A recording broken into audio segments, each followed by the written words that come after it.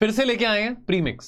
ठीक है, प्रीमिक्स जहां पे हम 5 सवाल डिस्कस करते थे। प्रीलिम से पहले ये इनिशिएटिव बहुत पॉपुलर चलता था, अब क्योंकि मेंस का हमारा ऑलमोस्ट हो ही चुका है, ऑप्शनल का पेपर रह गया है, so we have come back again with premix, you know, competitive and very high quality 5 questions of every subject which will come from Monday to Saturday. And therefore I really request all of you to share this initiative with as many friends, as many students as possible.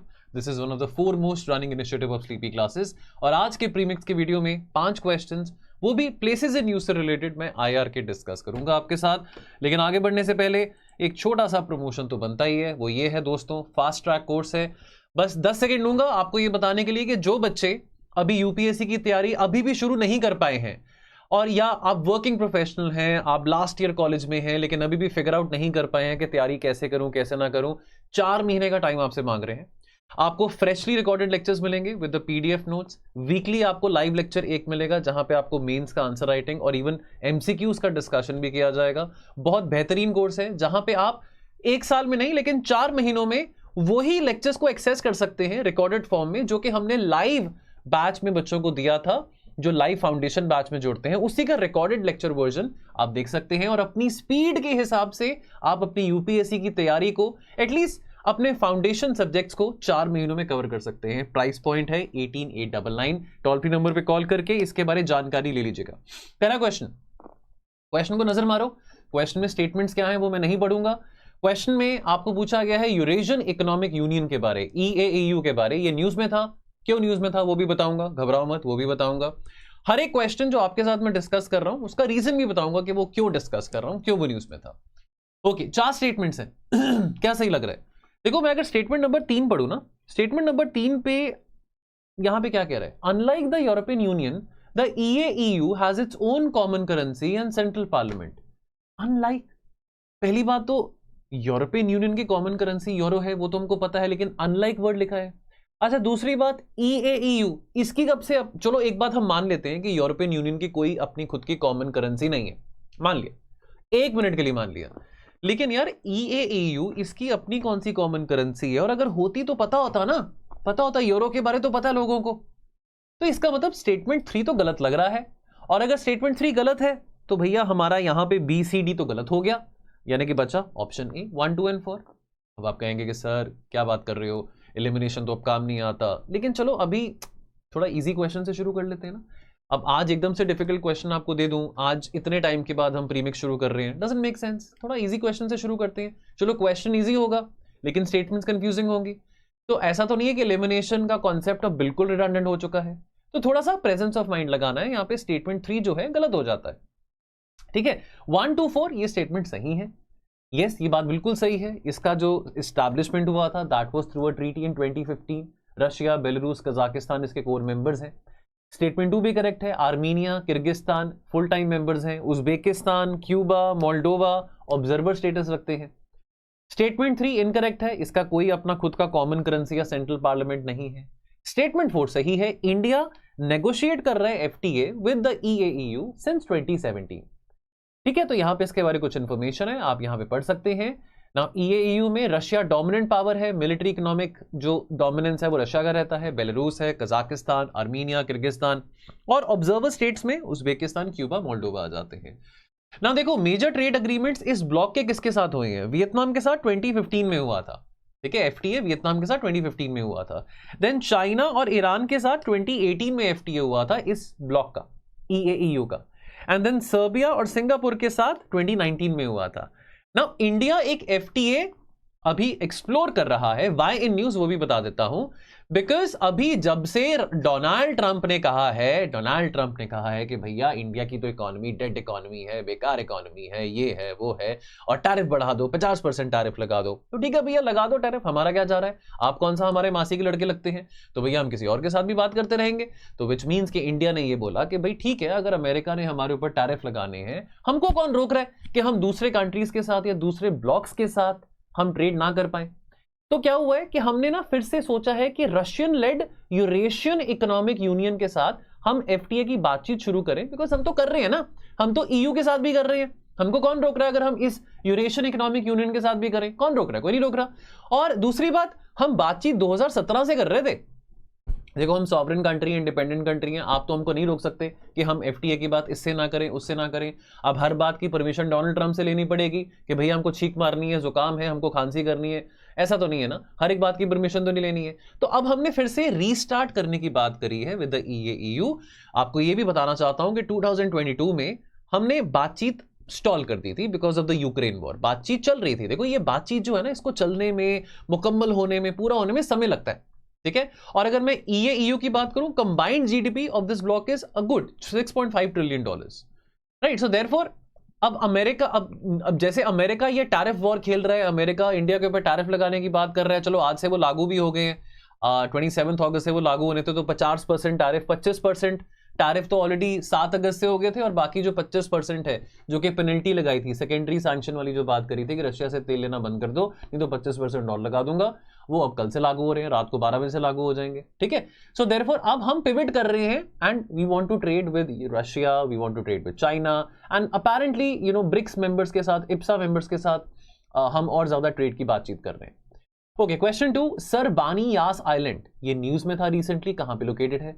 भैया ये तो आपको पता होगा, या तो पता होगा या तो नहीं पता होगा। अगर न्यूज़पेपर पढ़ते हो, अखबार पढ़ते हो तो पता होगा, नहीं पढ़ते हो तो भैया नहीं पता होगा। आंसर इसका है UAE, सिंपल सा आंसर है, लेकिन वो उसको सिंपल लगेगा जो न्यूज़पेपर पढ़ेगा। अगर तो आप महीने भर के एंड में जाके मैगजीन और करंट अफेयर्स के लिए आप किसी इंस्टीट्यूट की मैगजीन को ही फॉलो करते हो, बुरी बात नहीं है, अच्छी बात है, लेकिन को ही फॉलो मत करो, विच मीन्स कि आप साथ के साथ अपना डेली न्यूज़पेपर भी पढ़ो। 40 मिनट 45 मिनट डेली रीडिंग में लगाओ, कोई दिक्कत वाली बात नहीं है। 40-45 मिनट्स आपको रीड करने को कह रहे हैं, आपको ये नहीं कह रहे कि आपने नोट्स बनाने हैं या आपने लिखना है या आपने कटिंग करनी है। रीड करो, पता लगता रहता है कि कौन सी जगह न्यूज़ पे है, कौन सी घटना हो रही है, कोई ट्रीटी है, कोई ऑर्गेनाइजेशन की बात हो रही है, ठीक है। अब ये बेसिकली डिस्कवरी करी गई है department of culture and tourism Abu Dhabi के द्वारा, और यहाँ पे कुछ एंशिएंट क्रिश्चियन क्रॉस सिंबल्स पाए गए हैं ड्यूरिंग द ऑनगोइंग एक्सकवेशन। और ये जो क्रॉस है, ये that is estimated to be around 1400 years old, and this was found from the ancient monastery on the Sir Bani Yas Island.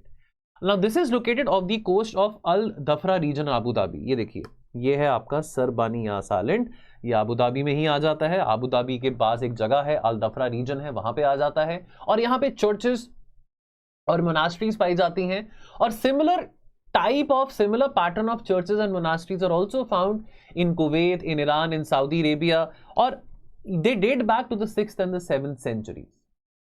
Okay, question number 3. With reference to the Caucasus region, consider the following statements. 4 statements है।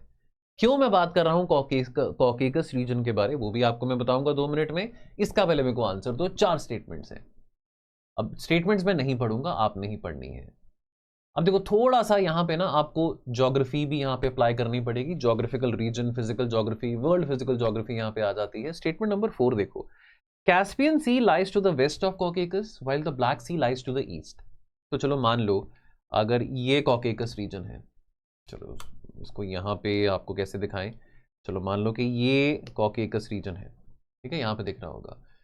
East और waste की बात हो रही है, यहाँ पे कह रहे हैं कि Black Sea to the east and Caspian Sea to the west. अब अगर ये कॉकेकस रीजन है, विच मीन्स के ब्लैक सी यहां पे होगा एज पर द क्वेश्चन, और आपका कैस्पियन सी यहां पे होगा एज पर द क्वेश्चन। अब सोचो कि ब्लैक सी यहां पे कैसे हो सकता है? ब्लैक सी तो यूरोप के पास, यूरोप और एशिया को कनेक्ट कर रहा है ना, लेकिन अगर कॉकेकस रीजन ये वाला है तो ये ब्लैक सी टुवर्ड्स एशिया कैसे जा सकता है? How can it go towards towards the Asian region? It will go towards the European region. So therefore ये जो डायरेक्शन यहाँ पे दी गई है वो गलत दी गई है। जो स्टेटमेंट नंबर 4 है वो गलत है। कैस्पियन सी यहाँ पे आएगा टुवर्ड्स द ईस्ट, ब्लैक सी जो है वो टुवर्ड्स द वेस्ट आएगा। ये आपको बात बताओ कि स्टेटमेंट नंबर 4 जो है वो गलत है। स्टेटमेंट नंबर 4 गलत है तो बी और डी यहाँ पे कट जाते हैं, बचा 1 2 3 एंड 1 and 3। स्टेटमेंट 2 क्या कह रहा है? स्टेटमेंट 2 कह रहा है the South Caucasus includes Armenia, Georgia and Azerbaijan. ये बिल्कुल ठीक है। All of which have coast lines on either the Black Sea और द कैस्पियन सी। अब देखो यहां पे ये गलत बात आ जाती है, ठीक है। ऑल ऑफ विच, आर्मीनिया तो लैंडलॉक्ड है, आर्मीनिया तो लैंडलॉक्ड है। जॉर्जिया का मान लेते हैं ब्लैक सी में, अजरबैजान का मान लेते हैं कैस्पियन सी में, लेकिन आर्मीनिया वो तो लैंडलॉक्ड है, ठीक है। तो स्टेटमेंट 2 और 4 यहां पे गलत हो जाते हैं। सही आंसर क्या है? 1 and 3। 1 and 3 यानी कि Mount Elbrus located in the Caucasus is regarded as the highest peak in Europe, ये सही है। And the North Caucasus lies entirely within the Russian Federation and includes republics like Dagestan, Chechnya, North Ossetia and Albania. ठीक है, यहां पे map देख लेते हैं। तो यहां पे जो साउथ कॉकेकस है, साउथ कॉकेकस में कौन सा आता है? Georgia, Armenia, Azerbaijan. अब ईस्ट में क्या है? कैस्पियन सी है। वेस्ट में क्या है? ब्लैक सी है। देन फर्दर ऑन यूरोप आ जाता है, यहां पे तुर्की आ गया, यहां पे ईरान आ गया, और ऊपर आपका northern part of Caucasus reason आ गया। नदर्न पार्ट में रशियन फेडरेशन आ जाता है, चेचनिया आ गया, दागिस्तान आ गया, और वो रीजन जो आपको मैंने बताया थे वो आ गए। क्लियर है? तो ये मैप देख लेते हैं। क्यों न्यूज में है? क्योंकि भैया ट्रंप भैया को चाहिए नोबेल पीस प्राइज, और ट्रंप भैया ने एक बहुत बड़ा मसला, एक बहुत बड़ा जो झगड़ा है आर्मीनिया अजरबैजान के बीच में, वो चुटकियों में सॉल्व कर दिया है। और वो कैसे सॉल्व किया है? कॉरिडोर बना के। ट्रंप भाई साहब ने कहा है कि 100 साल के लिए, चलो 100 साल से एक कम, 1 रुपया कम लेते हैं, 99 ईयर्स के लिए अमेरिका कह रहा है कि हम एक एरिया लीज पे ले रहे हैं ताकि हम एक कॉरिडोर बना सके जो कि आर्मीनिया अजरबैजान को कनेक्ट करेगा। अब ये कॉरिडोर का नाम है the TRIPP corridor, TRIPP, Trump international peace and prosperity path.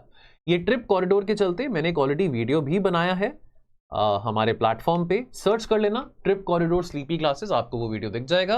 अब ये ट्रिप कॉरिडोर जो है ये अमेरिका, आर्मीनिया और अजरबैजान के द्वारा बनाया गया है। आपको ये भी बता दूं, आर्मीनिया अजरबैजान के बीच में खास करके पिछले 5 सालों से लड़ाई झगड़ा चल रहा था, and that also particularly regarding to the Nagorno Karabakh region. Nagorno Karabakh जैसे आप जानते हैं कि एक ज्योग्राफिकल एरिया है जो कि वैसे टेरिटोरियली और ज्योग्राफिकली अजरबैजान के बीच में आता है, अजरबैजान के अंदर आता है। अजरबैजान मतलब जो internationally recognised as a part of the Azerbaijan territory है। लेकिन नगोर्नो काराबाख में जो लोग रहते हैं वो 99% लोग आर्मीनियन एथनिसिटी के रहते हैं। तो ये चलो खैर, ये मसला झगड़ा जो है नगोर्नो काराबाख का, ये हमने काफी बार डिस्कस किया है, फिर कभी किसी वीडियो में फिर से डिस्कस कर लेंगे। लेकिन एज ऑफ नाउ पिछले 5 सालों से जो नगोर्नो काराबाख वॉर थी उसको हॉल्ट करने में डोनाल्ड ट्रंप बहुत कामयाब रहे हैं by signing this peace agreement in the presence of the leaders, the Armenian prime minister and the president of Azerbaijan. Now ये डील जो करी गई है वाशिंगटन को 99 ईयर्स के लिए लीज पे दिया गया है ताकि वो डेवलप कर सके और ट्रांसपोर्ट कॉरिडोर को सिक्योर कर सके, linking mainland Azerbaijan to an exclave. Exclave का नाम क्या है? नाक्शिवान। नाक्शिवान, अब यहां पे मैप में देखो, ये आपका नाक्शिवान है। नाक्शिवान क्या है? एक एक्सक्लेव है। देखो नाक्शिवान जो है ये बेसिकली कॉन्टिग्युअस नहीं है, this is geographically a part of Azerbaijan, लेकिन टेरिटोरियली आप देख सकते हैं कि that this is very close to Armenia. अब देखिए ना कि यहां पे, अब क्योंकि देखो पुराने मैप्स हैं सोवियत यूनियन के, देखो वैसे तो दोनों आर्मीनिया अजरबैजान दोनों ही सोवियत यूनियन के अंडर आते थे, लेकिन इनकी जो बाउंड्रीज हैं, इनके जो बॉर्डर्स हैं, ये बहुत पेचीदा हैं, बहुत कॉम्प्लिकेटेड है, because the post USSR the disintegration which happened, वहां पे ये बॉर्डर्स अजरबैजान आर्मीनिया के क्लियरली डिफाइन नहीं करे गए थे। एंड अजरबैजान आर्मीनिया के बीच में नगोर्नो काराबाख के चलते लड़ाई काफी सालों से चलते आ रही है, इनफैक्ट 90 से चलती आ रही है, right after the disintegration of USSR. अब ये नाक्शिवान जो है ये अजरबैजान का ही हिस्सा है, लेकिन एक्सक्लेव है, विच मीन्स कि ज्योग्राफिकली कंटिग्युअस नहीं है और आर्मीनिया के पास लाई करता है। अब ये जो अब कॉरिडोर बनाया है जो कि अजरबैजान और आर्मीनिया को कनेक्ट कर रहा है, उस कॉरिडोर को बनाने के लिए आर्मीनिया की परमिशन जरूरी थी, बिकॉज देखो ना यहां पे नाक्शिवान आ जाता है। अगर आपको अजरबैजान को कनेक्ट करना है नाक्शिवान के साथ तो बीच में से आर्मीनिया की कनेक्टिविटी को भी आपको सिक्योर करना पड़ेगा, तो ये कॉरिडोर बनाया गया है। अब यहां पे एक और आप मैप में देख रहे हैं जंगेजूर कॉरिडोर। ये जंगेजूर कॉरिडोर है, ये भी बहुत इंटेग्रल पार्ट प्ले करेगा ये ट्रिप कॉरिडोर के लिए। तो जो जंगेजूर कॉरिडोर है also be very integral in terms of providing connectivity to Azerbaijan with Nakhchivan. Alright, now इसके बारे, जंगेजूर कॉरिडोर के बारे भी आपके साथ में बात करना चाहता हूं, जो कि क्वेश्चन नंबर 4 में करूंगा। क्वेश्चन नंबर 4 में 4 स्टेटमेंट्स हैं और ये क्वेश्चन है with reference to the Zangezur corridor. Question में स्टेटमेंट्स को ध्यान से पढ़ो, स्टेटमेंट्स मैं नहीं पढ़ूंगा, एंड देन मैं सीधा आंसर पे आऊंगा। ओके, आंसर पे आ जाते हैं। ठीक है, यहां पे पॉज करके आपने आंसर निकाला होगा या कोशिश करी होगी, आंसर पे आ जाते हैं। देखो स्टेटमेंट 3 जो है, स्टेटमेंट 3 कहता है Armenia strongly supports the corridor because this enhances its role in the INSTC। Now Armenia को तो मजबूरन ये कॉरिडोर साइन करना पड़ रहा है, कॉरिडोर बनवाना पड़ रहा है। ये जो थर्ड स्टेटमेंट है ये गलत है, बाकी जो 3 स्टेटमेंट्स हैं 1, 2 एंड 4 वो सही है। स्टेटमेंट 1 करेक्ट है, ये कॉरिडोर रन करता है थ्रू आर्मीनियाज स्यूनिक प्रोविंस। स्यूनिक प्रोविंस जो है सदर्न पार्ट ऑफ आर्मीनिया में है। स्यूनिक जो नाम है वो आर्मीनियन नाम है, और Zangezur is another name for Syunik, और ये नाम दिया गया है as per the ancient traditions by Azerbaijan and Turkey. मैं अभी आता हूं, मैप पे भी आऊंगा, ध्यान से आपको दिखाऊंगा, बिकॉज पीछे भी अगर आप मैप में ध्यान से देखें तो ये जंगेजुर कॉरिडोर जो है, जो कि स्यूनिक प्रोविंस, यानी कि Syunik province Zangezur is one and the same thing. Syunik province में जो जंगेजुर कॉरिडोर बनाया जा रहा है, ये बहुत इंपॉर्टेंट कनेक्टिविटी इवन टर्की को भी दे रहा है। टर्की को कनेक्ट कर रहा है अजरबैजान से बाईपासिंग आर्मीनिया। और आपको पता है कि आर्मीनिया अजरबैजान की लड़ाई में तुर्की ने अजरबैजान को ही सपोर्ट किया है। इनफैक्ट अजरबैजान में भी तुर्की भाषा ही बोली जाती है। स्टेटमेंट 3 इनकरेक्ट है। अच्छा, स्टेटमेंट 2 सही है। Turkey gets a direct land bridge to Azerbaijan bypassing Iran. Because देखो यहाँ पे मैप में, यहाँ पे नीचे क्या आ जाता है, ईरान आ जाता है। तो ये बेसिकली जो काम हुआ है जंगेजुर कॉरिडोर का, this has happened right at the Armenia Iran border and therefore Iran को बाईपास किया गया है। और ईरान जैसे आप जानते हैं आईएनएसटीसी कॉरिडोर में एक बहुत इंपॉर्टेंट प्लेयर है। चाबहार पोर्ट ईरान में आता है, that is a very integral component of the INSTC corridor. And therefore जो स्टेटमेंट 3 है, आर्मीनिया अपोज करता है इस जंगेजुर कॉरिडोर को, बिकॉज आर्मीनिया को लगता है कि इस कॉरिडोर को अप्रूवल देके आर्मीनिया की पोजीशन जो है vis a vis Iran and vis a vis the INSTC corridor वो कमजोर होती है। स्टेटमेंट 4 करेक्ट है। भारत इस पूरी पोजीशन को लेके काफी कॉशियस है। ये कॉरिडोर साइडलाइन करता है आईएनएसटीसी को और आर्मीनिया ईरान की कनेक्टिविटी को भी ओवरशैडो करता है इन दी आईएनएसटीसी कॉरिडोर, और ये टर्की अजरबैजान पाकिस्तान की एक्सेस को और मजबूत बनाता है। So Zangezur corridor refers to proposed transport corridor through the Syunik province of southern Armenia. तो ये करेगा कनेक्ट मेनलैंड अजरबैजान को to the exclave of Azerbaijan which is Nakhchivan autonomous republic, जो कि आपने मैप में भी जैसे पीछे देखा, Nakhchivan is bordering Turkey, Iran and Azerbaijan on 3 sides. Alright, and the idea this came up very strongly after the 2020 Nagorno Karabakh war, जब Azerbaijan को तुर्की ने सपोर्ट किया कि ये लैंड लिंक बनाया जाए। Now why it matters, Azerbaijan और तुर्की के लिए बहुत बड़ी बात है। अजरबैजान को डायरेक्ट एक्सेस मिलेगा to the Nakhchivan exclave without passing through Armenia और Iran under the Armenian control, and then this will also provide Turkey a direct land link to Azerbaijan and further into Central Asia. Vis a vis Azerbaijan को भी एक link मिलेगा to Turkey and then again to Europe, because let us not forget कि Azerbaijan के पास भी abundant oil and gas supplies हैं, which can be of great help to Europe at a time when Europe wants to reduce its dependency from Russia coming out of the Ukraine war. Iran Zangezur corridor को oppose करता है because अगर Armenia Syunik province, जो कि southern part of Armenia है, give me a minute I will show you the map as well, Armenia अगर lose करता है control of the Syunik province तो ईरान के जो लैंड बॉर्डर हैं विद आर्मीनिया वो भी श्रिंक करता है, एंड देयरफॉर तुर्की अजरबैजान की डोमिनेंस बहुत ज्यादा होगी ईरान के नदर्न बॉर्डर्स पे। India is very cautious because ये कॉरिडोर अंडरमाइन कर सकता है the legitimacy and the relevance of the INSTC corridor, because INSTC corridor में इंडिया, ईरान, आर्मीनिया तीनों की कोऑपरेशन बहुत जरूरी है। वेल, आईएनएसटीसी कॉरिडोर में अजरबैजान भी एक बहुत इंपॉर्टेंट प्लेयर है, उसको भी हम डिनाई नहीं करते हैं, लेकिन आर्मीनिया की पोजीशन डाइल्यूट होती है, और अगर आर्मीनिया की डाइल्यूट होती है तो ज्योग्राफिकली ईरान की पोजीशन भी डाइल्यूट होती है। ये देखिए, ये स्यूनिक प्रोविंस है जहां से ज़ंगेजुर कॉरिडोर निकालने की बात करी गई है, ये सदर्न पार्ट ऑफ आर्मीनिया है। यहां पे आपका ये जो मैंने हाईलाइट करा है ये नाक्शिवान प्रोविंस है, यहां पे तुर्की आ गया, ये ईरान आ गया, ये अजरबैजान आ गया। ठीक है, चलिए, तो ये कुछ इंफॉर्मेशन है, इसको पढ़ लीजिएगा। ज़ंगेजुर जो है वो हिस्टोरिकल पुराना नाम, ओल्डर नेम है, जो आज का ऑफिशियल नाम स्यूनिक है, वो पहले ज़ंगेजुर कहा जाता था। तो ज़ंगेजुर जो नाम है that is used for the same mountainous region which is now called as Syunik. Alright, in the early 20th century, this area was referred to as Zangezur, यानी कि which is a district under the Russian Empire. तो इसका जो नाम है that has Turkic origins. This name has a very historic importance for both Turkey and Azerbaijan. Okay, last question, question number 5 with reference to Crimean Peninsula. Question को पढ़ो, 3 statements हैं, 3 statements हैं, आपको incorrect बतानी है। Question को पढ़ लो, incorrect बतानी है, incorrect statement बतानी है। Question को पढ़ लो, pause कर लो, मैं statements नहीं पढ़ूंगा। अब देखो, मैं आता हूं कि गलत स्टेटमेंट कौन सी है। देखो, Crimea is Russia's only outlet to the Mediterranean, ये एक पार्ट है। Since Novorossiysk and Sochi freeze in winter and they are not classified as warm water ports.